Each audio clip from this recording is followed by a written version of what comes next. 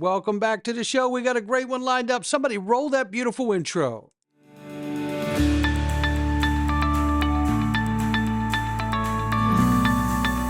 Digital Perspectives with Brad Kimes. Come on in.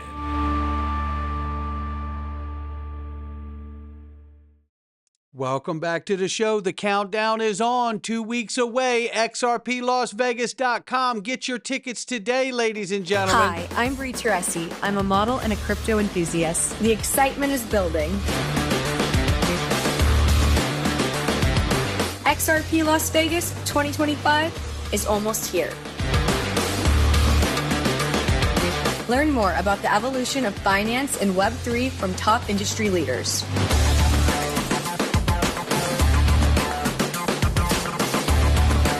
I have my ticket.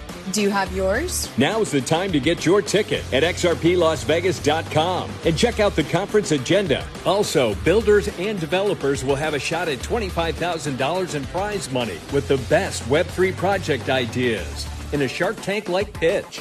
Let's go, XRP community. Lock in. There you have it. Get your tickets and open up your account at Caleb and Brown. Open up your free account at XRPWealth589.com.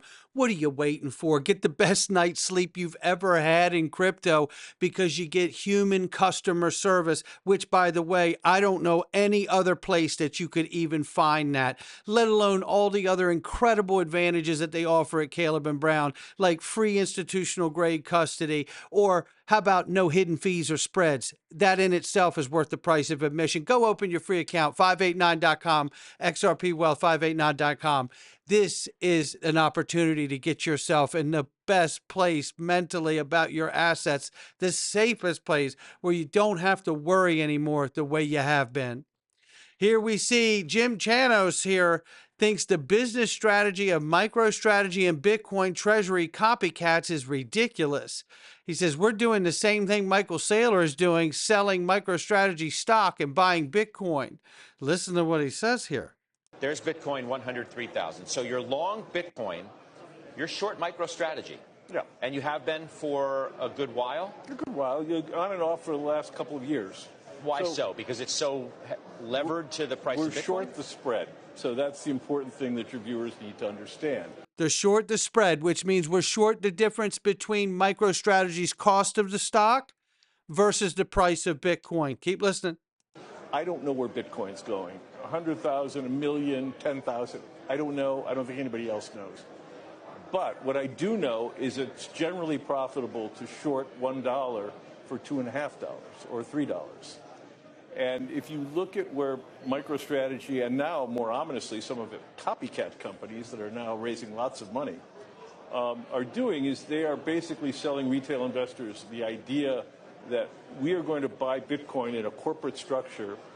Because of what MicroStrategy has done, you should value us at a similar premium, and therefore earnings are created by the difference between what new investors are paying and what the net asset value is. But it's ridiculous. And so what we're doing is we're doing exactly what MicroStrategy and Michael Saylor are doing. We're selling MicroStrategy stock and buying Bitcoin. I don't think you get a better lesson in 1 minute of what a house of cards MicroStrategy is. I think Jim just covered it, didn't he? There'll be a time. Yeah, there'll be a time. Coinbase unveils wrapped version of XRP on base layer 2 on Ethereum network. Hello, bring it. Remember, Real USD launched on Ethereum as well as the XRP ledger, and more networks to come as well. eToro is going public on NASDAQ, valuing the firm at $4.2 billion. Cantor Equity buys $459 million of Bitcoin for 21 capital merger. Robinhood acquires Canadian crypto firm WonderFi for $179 million. You're getting the vibe here. Robinhood also acquiring Bitstamp, which is partnered with Ripple, to create a derivatives platform for them. You see what's happening here. But yet, we're dealing with Congress and the left side of the aisle pushing back on stablecoin legislation and making noise. Let's set this straight. President Trump on Air Force One says He's a big fan of crypto, and American is leading China. See if you can hear it. An Emirati government-backed firm did a $2 billion deal using the Trump digital coins. How did that deal come about? I don't know anything about it. I really don't know anything about it. But I'm a big crypto fan. I will tell you. I've been that from the beginning, right from the campaign. I'm a believer in crypto, and if we're not going to do it, China's going to do it. It's the way I look at it. It's like AI. I'm a believer in AI because we have to have it. We're leading China by a lot. And in crypto, we're leading China by a lot. So I'm a big crypto fan. You didn't know about that? No. There you have it. So just reiterate, he's doubling, tripling down here. He's a big crypto and AI fan, and we have to be the leader, and we are the leader, and we need to remain the leader. And yet we have Senator Warren leading the fight to knock down and stop the Genius Act. Why? Because she's bought and paid for by the banks and big pharma. This woman has lied about her own heritage, let alone who's actually backing her as a senator. But nonetheless, you need to listen to this very quickly here. A company with ties to China just announced that it's pouring money into Donald Trump's pockets. It said that it's investing as much as $300 million into the president's meme coin. And that's not even the craziest part. The company had about 8 employees on its payroll, and it had 0 revenue last year. So where is this company getting that kind of money? Well, apparently from a stock sale to an unnamed entity in the British Virgin Islands. So we have no idea where this company is getting its money. We have no idea if it's just a shell company for the Chinese government or some other foreign government or company is using it to try to buy off the president. And we have no idea if they're getting something in return for this big investment in Donald Trump personally. It is corruption in plain sight. The former Republican chairman of the House Ethics Committee. Okay, so let me stop right there. We don't know all these answers. We don't know where the money's coming from. We don't know this. We don't know that. Senator Warren is about as disingenuous as anyone can be, acting as if she doesn't have the power to resolve her concerns. When the truth is, if Senator Warren is so worried about transparency, then pass the Genius Act and the Market Infrastructure Bill, and voila, problem solved. This is unbelievable. We don't know this. All of this is happening out of the country. I don't know what's going on. We need to know more about pass the legislation. It's very simple. The more disturbing thing is that they worked on the legislation in the committee to make sure it was to their liking and then passed it so it could get the full floor vote, only to grandstand against it in political posture like she's doing right now. Well, I got something for you about what's going to be the fallout to all of that in a second. But we need to highlight this. MasterCard, the future of payments doesn't wait. You hear that, Senator Warren? From wallets to wherever you shop, stablecoins just went global. Moonpay and MasterCard have joined forces to enable stablecoin payments and spending at 150 million global businesses. You know what that means, Senator Warren? That means that stablecoins are going to keep going, and you won't know where any of it's happening, and the next big collapse that happens inside of stablecoins will be your fault. Because you could pass legislation for stablecoins in the Market Infrastructure Bill, and we would have all the transparency, oversight, and regulation needed. But no. She puts up a fight. Oh, stay with me now. Besides the fact that Moonpay and MasterCard putting so much money and effort in this, you think it's not going to happen? MasterCard now teaming up with crypto startup Moonpay to enable stablecoin payments with MasterCard cards. This is a huge development in the world of stablecoins. Join us right now, first on CNBC from Toronto, is Moonpay's founder and CEO, Ivan Soto-Wright. Good morning to you. Just because some folks may not understand what this all means, break down the technology here. So MasterCard, well, I won't even do it. You do it, Ivan. Awesome. Well, thanks for having me again. It's great to be back on the show. From our perspective, we think stablecoins are a really big deal. It's actually quite personal for me. I'm half Venezuelan, and there are people all around the world that receive money from the United States. This is a new technology layer. Stablecoins are dollars on a blockchain. Anyone with an internet connection, anyone with a phone can receive money in the form of the US dollar at the speed of light, the speed of the internet. And from our perspective, we want to see this embedded everywhere. The next logical step for us was, okay, there's 120 million unique wallet addresses that have stablecoins, 30 million active users. How do we make that possible for them to spend those stablecoins? Logical next step was with Mastercard. They've been a phenomenal partner. We've been working with them over the past couple of years. Shout out to Michael and Sherry, the president over at Mastercard, to bring this to life. But we want to make this more accessible. Moonpay has been about building the backwards compatibility of the existing financial system. So this made a lot of sense. There you have it. They're not waiting, right? Well, let's keep going. Here is Jack McDonald, the senior VP for stablecoins at Ripple. I'm going to give you a piece of this, not all of it, but a piece of it. Let's bring you in right here. Past really is not our future, i.e. 0 to 240 billion has been led by some large issuers that are not regulated in the same way we are. We think that institutions are going to drive that next leg of demand that are going to really want the sort of foundation that Ripple represents. Speaking of institutional, you just announced $1.25 billion acquisition of Hidden Road, making you the first crypto company to own a global multi-asset prime broker. How does RLUSD fit into that broader strategy? I could not be more excited about it. And I think one of the initiatives that we've had at Ripple for a while is bridging the divide between traditional finance and crypto Web3 space. A lot of the customers that have used us for payments and custody are traditional banks, financial institutions. The Hidden Road acquisition just is a further accelerant into that overall thesis. And specifically, their business, which is a very quickly growing and I think very innovative business, really has both traditional finance clients and crypto as part of it. And so we think about how we can introduce RLUSD into their reg cap stack, into their whole way of basically lending money using RLUSD as a form of currency, if you will, within their ecosystem, and really driving more business for them, to be used overall. No doubt about it. And speaking of which, let's go right here. This is what it'll also do, bringing real USD to institutions. Think of this.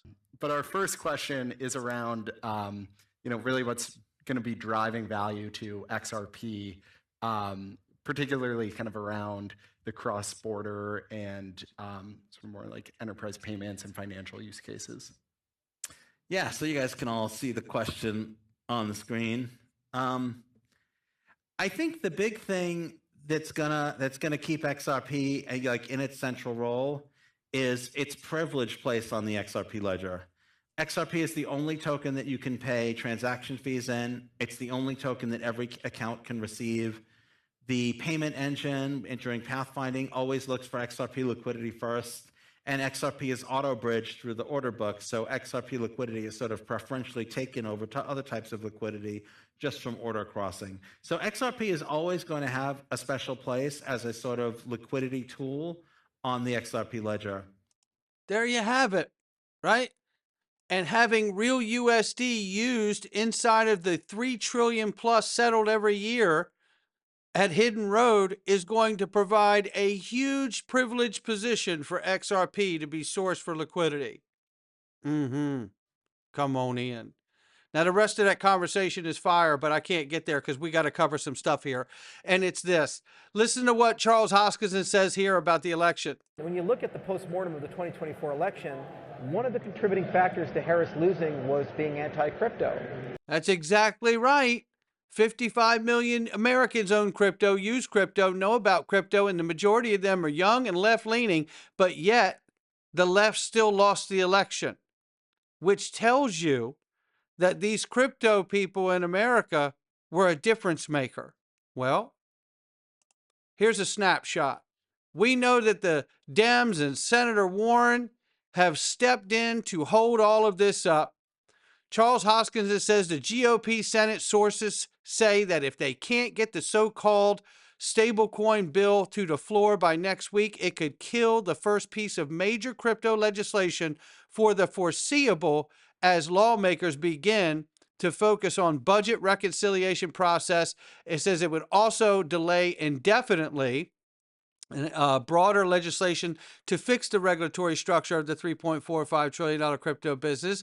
Dems threw the process into disarray last week, blocking a procedural vote.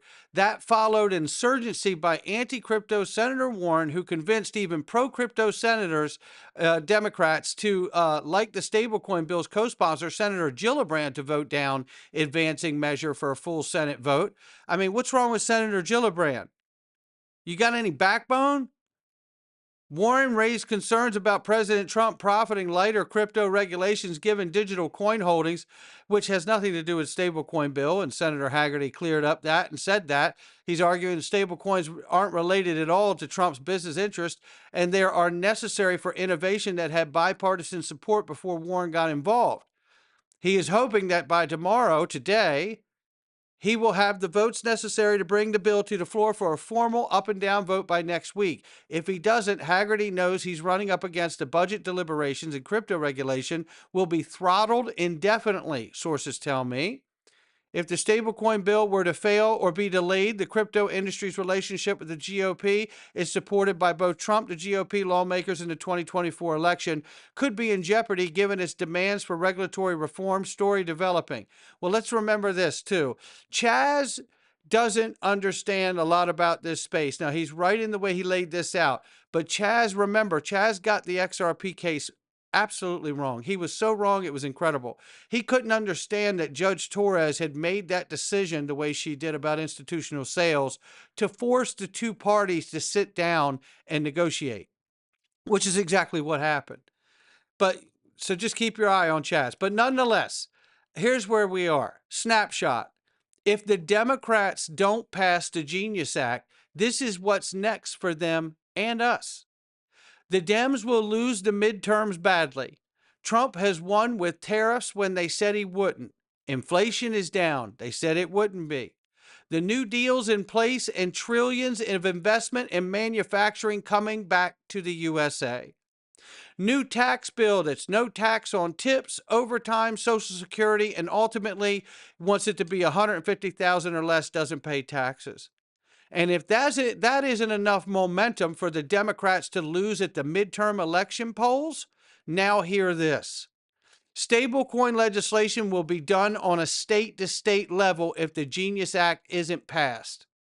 Make no mistake, the Democrats want federal oversight, not state-to-state like the Republicans would like. Either way, the Democrats are playing into the Republicans' hands. Pass the bill and at least get the federal oversight that the Dems are looking for because they shaped the bill and passed it out of committee.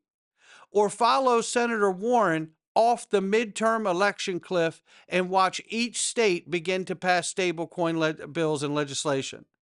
The Democrats may be working to force all crypto into one large bill so they can get more of what they want in or out of the bill in order for it to pass. By the way, the game the Dems are playing is crash the U.S. dollar, because without legislation to support a digital dollar in a new on-chain economy, the U.S. is at a disadvantage. Remember that one at midterms when you go to the polling booth. That's where we are, and that's where things are right now. And meanwhile, this is what the chart looks like while Congress plays with crashing the U.S. dollar. The chart of the day is presented by Crypto.com, the leading crypto platform trusted by over 100 million users worldwide. Let's take a look at the chart of the day. For XRP prices could surge to $3.40 after a bearish head and shoulders pattern failed, with CoinDesk Research's AI-assisted analysis predicting a rise to $2.85 by June 1st, driven by a breakout above the $2.40 resistance level. Well, let's see if that AI is going to be right. I don't know what will happen, but I know this. It's not a joke. In order for the U.S. dollar to survive for the next 150 years, we need the stablecoin legislation and the market infrastructure bill.